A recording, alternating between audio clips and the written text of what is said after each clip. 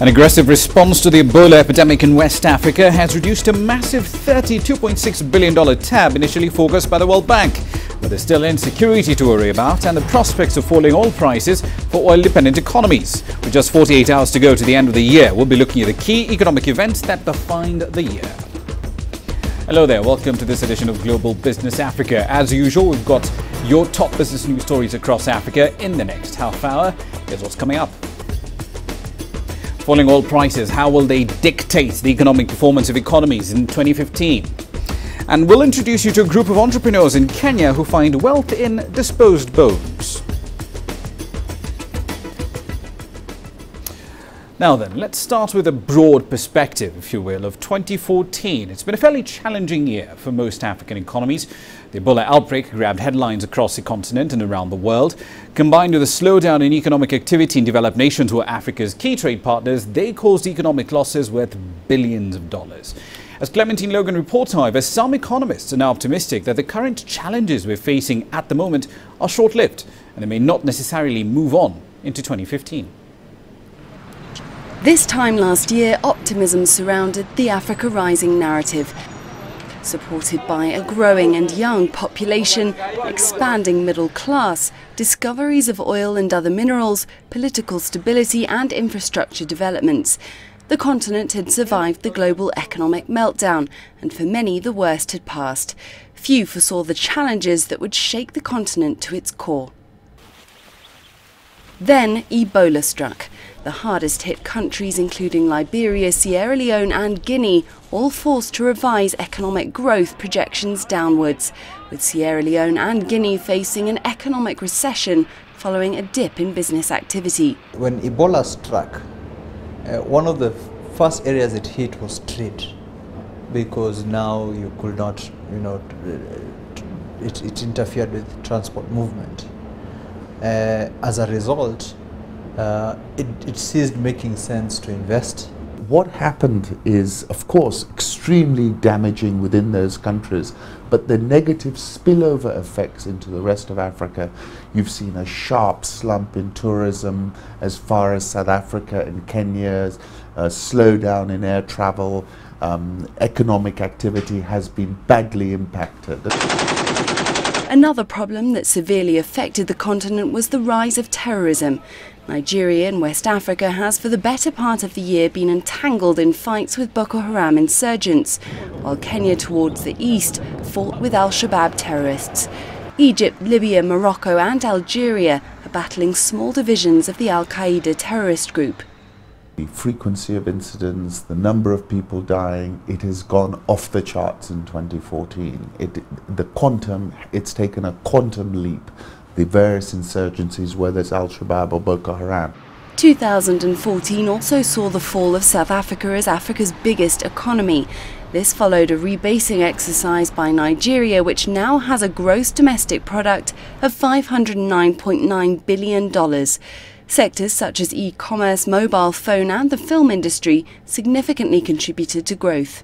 Well, I think Nigeria is a classic story. All that excitement about the rebasing. And it's practically Shakespearean. I mean, we're less than 6 or 7 months down the road. The currency is getting trashed. The stock market has been sold off really aggressively. The central bank have hiked overnight rates to 30%. This is an economy under stress. In terms of what really matters, say for government spending, it's tax revenues more than what the size of the economy is. If they for whatever reason were underestimating the size of the economy, the tax revenues are the tax revenues. That's what will be allocated towards spending or investment. While countries like Ghana, Zambia and Mali sought bailout programs to get their books in order, Egypt scored a first after successfully financing the initial phase of the Suez Canal expansion from internal sources, impressing the International Monetary Fund that has given the country a clean bill of health. Another shock for the continent was to come in the form of tumbling oil prices. While this would signal good tidings for non-oil export-dependent economies, Nigeria and Angola have paid dearly for their overdependence on the black gold. Prices dropped to below $70 a barrel. For the African consumer, of which Kenya is currently a consumer economy, this is going to be a stimulus. It's going to be a democratic stimulus because we all need oil to some degree in our daily lifestyle. Though it was a tough year for Africa, economists believe that intra-Africa trade, a dip in oil prices and diversification of energy sources will be the major catalyst for growth in 2015.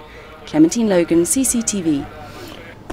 Right then, let's dive deep into some of the issues raised in that package by Clementine Logan. George Border joins me now as an investment analyst with Ecobank. Good to have you here. Thank you, Rob. Brent crude down over 40% in the year to date. Walk us through what you expect that will what effect that will have on net oil importers and net oil exporters in Africa next year. Well, for exporters, it's bad news for them. And talking about the biggest oil exporters in Africa, which is Nigeria and Angola. And because if you look at their receipts, almost between 90 to 100% of government receipts are from oil sales.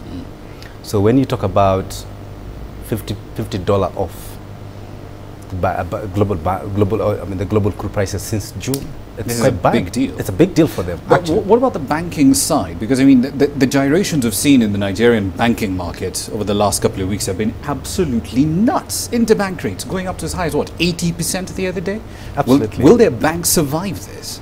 They will survive, but it's a short-term thing. What's happening is that you have two different issues here. You have a falling crude prices that's affecting reserves held by the central bank. Yeah. And you also have, in the midst of that oil plant, you have the Naira being destabilized by a couple of issues. Biggest of obviously being the fall in reserves. And also a couple of withdrawals. We have seen a lot of withdrawals from the capital markets, sale of Nigerian assets. And this is also impacting the Naira. What's going to happen? Obviously, it's that the central bank has actually effectively closed interbank FX market. So banks are not going to derive any income from trading out of that. So in effect, that directive that they had, you can't hold dollar assets for more than 48 hours. It's 0%. It's essentially the thing that you can't hold any open position. If you're holding in a dollar as a Nigerian bank, it has to be that you're meeting a certain requirement. It has to be matched. You can't be trading on your own. You can't just be holding an open position, which you're not using. So effectively, interbank trading is dead for the next couple of years. So would it, off that particular move, would it be fair to argue that we should expect a bit of stability in the Naira, at least in the first quarter of 2015? Actually, this is one of the many tools that the central bank had. One is to close the interbank market, which they've done. We should expect to see some stability out of that. And actually, when you read some reports, that you could actually see that even the second tier trading, off the banking system trading is actually within the band that the central bank had said. Okay. So you should expect some stability. Right. 2014, record year for sovereign debt from Africa, $7 billion, give or take, issued by African issuers this year. But next year, the Fed comes into the picture. Rates are going to go up at some point, so we can't exactly say in Yellen we trust. And at the same time, the US dollar has become stronger and stronger in 2014. What effect will this have on these new Eurobond issuers across Africa? It's a big thing, it's a big issue, because if you look at the African economies, liquidity is very big. It's a core, at the core of the markets. When you talk about the Fed withdrawing QE gradually, whether they did it gradually or they did it once, and the Fed raising rates, not good for African liquidity, especially in sub-Saharan Africa, because then you'll have a lot of funds, fund managers and asset managers, Europe-based and American-based, withdrawing the dollars from the market because suddenly rates on the other side become very attractive. So this is not good for liquidity. Yeah, but I mean, these guys like Kenya came to the market 6%. You've got Ghana borrowing at even way higher rates than that, and I would be hard-pressed, frankly, to find any European country that would be willing to match that kind of rate. Well, Greece and they can't match. But obviously, we talk about it's a risk 100 bips, 200 bips that they can recoup from the other side. The better, because remember, the reason why it's premiumized, talking about 6-10%, is because of the risk, underlying risks. That's why they have to pay a premium, especially on the sovereign level. But now when they can do 200 bips on the other side, they'd rather shift actually some rationalization. Maybe slash their holdings in Sub-Saharan Africa by 50%, put the rest on the not exit completely. Okay, one last question for you. Two elections that we're keeping a very close eye on next year. Nigeria going to the polls in February, Cote d'Ivoire, of course, also heading to the polls at some point, and both of these are major commodity exporters. How do you expect any economic issues in either country to play into what happens at the polls? It's a tough call, especially in Nigeria. Mm-hmm. The government all of a sudden is facing a formidable opposition, and it's gonna be a tough call on the other side for the government. So this is going to be a close election. It's going to be in your close election in Nigeria. In Ivory Coast, you more or less say that the incumbent probably is assured coming back because of the support is gone from the big opposition, some of the big, especially the former president Hen Konan, and you more or less say that it's going to be a it's assured coming back. So no more risks, very little risks to wash in Cote d'Ivoire. So it's not gonna have an impact on commodity price, especially cocoa and some of the oil they import. But obviously in Nigeria, it's a tight race. It's turning out to be a very tight race. But okay, one last quick question for you. Will economic issues really swing this vote in either direction? No, because we haven't seen any new ideas, any new insights coming through from either of these candidates, Goodluck Jonathan or the former General Buhari. No, we don't see any economic issues being debated. I mean, obviously, this is the typical politics in Sub-Saharan Africa. It's never economic. It's about personality, it's about personality, loyalty, and so on. Party, loyalty. You know, that people do, African countries that do politics differently. Yeah. If you look at Kenya, we do politics differently. If you move to Nigeria, it's a bit differently. But the one thing that stands out is that the economy never takes center stage. So something else. We'll have to leave it there for the time being. George, thank you very much for your time. Thank you. As always. Right then, let's move on to Egypt. Oil prices, of course, have been hovering around $60 a barrel, unless you're talking about WTI, that's around 53. And they're expected to stay around there pretty much in the first quarter of 2015. Now, top crude exporters, Nigeria and Angola, they've seen their oil income drop right in tandem with global prices, as you just heard George mentioning. Now, the overall impact on net importers like Egypt, however, is a little more complicated to assess. On one hand, lower oil prices essentially mean that Egypt's government has to spend a lot less on subsidies. On the other, however, as Adel Makhrouki reports, lower oil prices imply its Gulf state backers have less cash to aid Egypt. After increasing petroleum prices in the summer, Egypt saved about 6 of its $17 billion annual subsidies expenses. If the current prices remain steady throughout the financial year, Egypt could save over $4 billion more. But citizens will not witness any change in petroleum product prices, and the government intends to keep this difference as a surplus in the budget. The price drop is not that simple on Egypt. We export and at the same time import from our foreign partners. We have fixed contracts, so for us petroleum prices don't fluctuate like the global market, but in the extra shipments we buy with the international prices day by day. So for the regular citizen, he won't feel any differences in prices because the government partially subsides products by at least 1/3 of the price. Except octane 95, it has no subsidies, but it won't get cheaper. There are numerous factors that could suck this surplus. The international prices of oil will decrease revenue from petroleum exports. The global effect on Egypt partners could reflect on the economy as well. Many expect Russia's economic stagnation would decrease the number of tourists coming to Egypt. They represent about 25% of Egypt's annual visitors. Gulf countries' aid to Egypt could also decrease. Already they started moving from pure financial support to investments, which is expected to freeze if the low oil prices last longer. The aid from Gulf countries like Saudi Arabia, Kuwait and Bahrain depends on the surplus they have. Some fear that this bundle of financial support to Egypt could in one way or another be affected. But it seems that they are sending a message to comfort Egyptians that there should be no change in the aid. The surplus in the budget should decrease the internal debt, and with Fitch increasing Egypt's credit ratings, Egypt will have more chances of getting foreign loans. Analysts expect the end result will be a maximum of $6 billion surplus in the budget. The decrease in Gulf aid and tourism revenues is also expected to be around $6 billion. But this will pressure the Egyptian pound price to the US dollar. So even if oil prices keep steady, it could become more expensive to Egypt. Adel Mahroui, CCTV, Cairo. Now, South Africa, on the other hand, started the year by grabbing headlines for all the wrong reasons. A crippling 6-month-long strike by AMCU in late January was then swiftly followed by a series of rating downgrades. Now, just as the year ended, load shedding by Eskom added to the gloomy narrative of South Africa in 2014. Now, the country today ends the year with a fairly uncertain power supply position. Even an ever-shrinking growth rate and a stubbornly high unemployment persists. Sumitra Naidu tells us more.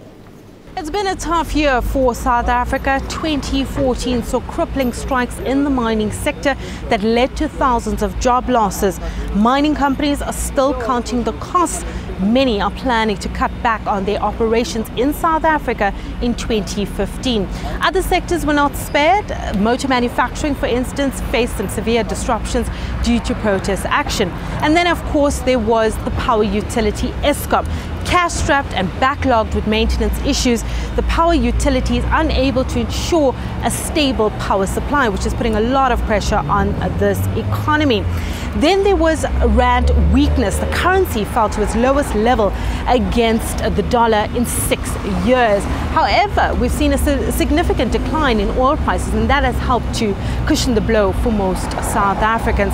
Not enough, though, to please the ratings agencies. Fitch, Standard & Poor's and Moody's all downgraded South Africa this year and warned that more downgrades would be on the way if it doesn't correct the imbalances. South Africa basically needs to implement the National Development Plan. So the odds are clearly stacked up against South Africa. But there was some good news, at least in the stock market. We saw the JSE recording some solid gains this year, continuing to hit record highs. Just 5 days before Christmas, the market was up 4.5%. So at the moment, we've got 22 new listings on the JSE this year, $1.2 trillion market cap, clearly an indication that investors are still optimistic about South Africa. Sumitra Naidu, CCTV, Johannesburg. Right then, speaking of the markets, a quick run through JSE All-Share Index and a couple of other affiliated numbers that we do track here for you. Building essentially on the narrative that Sumitra mentioned over there. Quite a bit of optimism showing up in South Africa. The All-Share Index up by about 1.26% in trading today. And of course, a broad spread of optimism pretty much across the board. Everyone is up by at least 1%, except for Nigeria, that was up by about 0.7. Right then, we're taking a short break here on Global Business Africa. There's plenty more coming up in our year in review.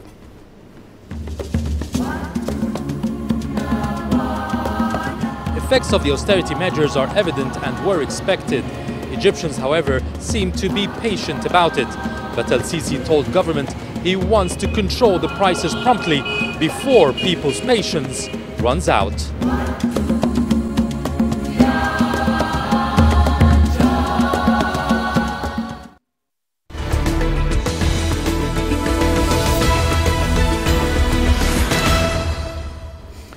Welcome back to the program. We're still going through all the key business news stories that made 2014 the year that it was. Now, even after becoming the continent's biggest single trade partner in 2009, Sino-African trade ties do continue to grow. That pattern remained very firmly in 2014, especially in construction and manufacturing. Gurum Chale filed this report from the Ethiopian capital of Addis Ababa. According to the International Monetary Fund, Ethiopia continues to enjoy rapid economic growth. In the last 2 decades, Ethiopia has undergone fundamental socio-economic and political dynamics. In the process, the country has managed to become a viable democratic developmental state. Experiences in developmental state in East Asia are becoming a source of reference for Ethiopia to take better advantage of foreign investment in order to accelerate the shift from predominantly low productivity agriculture-based economy towards a higher productivity manufacturing and export-led economy. Just Last year, the African continent embraced China as its biggest trading partner. The economic ties between the continent and the country has reached close to $250 billion, and Africa is still taking its economic growth inspirations from the East. The success of China is quite inspiring, and we Africans are learning from that experience and intend to take more advantage of our privileged partnership with China to progress. And analysts suggest that for Africa to benefit rightly from its strategic partnerships with countries like China, it needs to do its homework of putting the right policies and strategies in place. Every year, Africa needs to create at least 18 million jobs for its people. Officials and observers say China could help in the process. Africa could learn from China's experience and its incredible success in building an export-oriented manufacturing sector, and benefit also the relocation and benefit, also from the relocation of some labor-intensive industries away from China and other emerging economies. If you take the example of Ethiopia, my country, there's a lot of Chinese presence in the construction sector, in the infrastructure building. So you can see a lot of job creations there, a lot of work being brought into the not only to the capital city in Addis Ababa, but also towards the countryside of in the country. And according to the projection, more diversified economic ties are expected between African states and China. Grumjala CCTV, Addis Ababa, Ethiopia.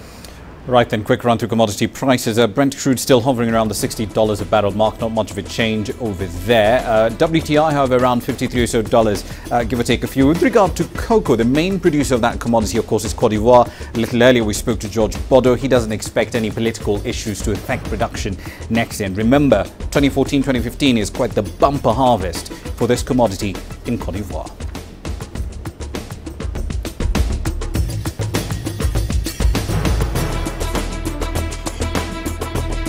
Coming up next, we'll introduce you to entrepreneurs in Kenya who are finding wealth in disposed bones.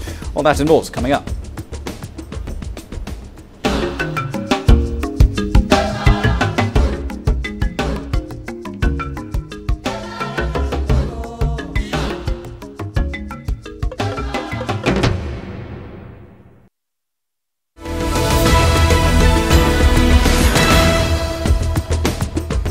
Welcome back to the program. Now, for lots of us, bones are a waste product, something you toss into the bin once you're done cooking or something of that sort. That, however, is certainly not the case for a group of young men in Kibera, a slum in the Kenyan capital, Nairobi. They're using that waste material to make jewellery, which they seek to market as an alternative to ivory. Specializes in African custom. Debuting their products at the Nairobi fashion market, Victorious Bone Craft's motto is nothing goes to waste. From the slaughterhouse and dump site to the fashion catwalk, the small startup company is bringing a different style of fashion accessory to Kenyan markets. We have three categories of bones of which we are dealing with. We are dealing with the cow bone, we are dealing with camel bone and goat bone. The bones, we do buy them from the slaughter, and then we bring them here in the workshop, and then from there we make a lot of ornaments out of bones. Victorious Bone Craft is made up of young entrepreneurs from the sprawling Kibera slums in Nairobi. The group learned how to use waste bones to make handcrafts in 2002 when they started a self-help outfit to provide employment to the youth in the slum. Back then, all the work was done manually, It was painstakingly slow until they introduced machines in the workshop that they currently rent, making it easier and faster to produce bone crafts. Now they finally have the capacity to produce on a much larger scale and are determined to attract global markets. The products made here look as good as ivory but are legal and are as cheap as bare bones. A necklace costs around $6 US, a bangle around $3 US. There has been since the beginning of time a lot of interest in ivory, and ivory involves killing elephants, and it involves getting of wealth, but it involves killing of animals. Bone jewelry is something that happens after the animal dies. We take the bones of camels, the bones of cows and bulls, and we are able to make beautiful handicrafts from them. So no animal is killed in order to make bone. No sacrifice is made in order to make bone. It is a way of recycling natural waste into beauty. I think it is good, we as Kenyans, to change our mentality of killing the animals. It is good, we as Kenyans, to focus on bones, because when we are going to, when we are dealing with animals, we will not have the visitors from abroad countries to come and visit us in Kenya here. So I will urge other people who are dealing the jewelry to focus on how they can turn into bones. Some of the finished products are displayed at the workshop office for people touring their premises to buy. Most of their current sales come from local fashion shops. Occasionally, they get orders from abroad for custom-made ornaments. Mahe Mutwa, CCTV. As far as currencies are concerned, not much to talk about here. We did cover the Naira a little earlier with George. 182.5 is the number we're looking at, but the rest of these numbers will remain relatively steady because of thin holiday trading through to 2015. Here's what we're working on for tomorrow's program. We'll be looking at industrial customers in South Africa. They're reporting quite a few cost savings in their power bills as a result of Eskom's integrated demand management program. We'll tell you exactly how those numbers came about, and we'll also be looking at your opinions, your views, your hopes and expectations and plans for 2015. Will it be another horrible year or one full of opportunity? Find out tomorrow in our edition of Global Business Then. But that's it for tonight's program. Thank you so much for watching. We'd always like to hear what you think about what we do around here. Global Business Africa at cctv.com is the email to use. And of course, Facebook and Twitter are always open 24/7. We'll see you in 23 hours. I'm Ramanya.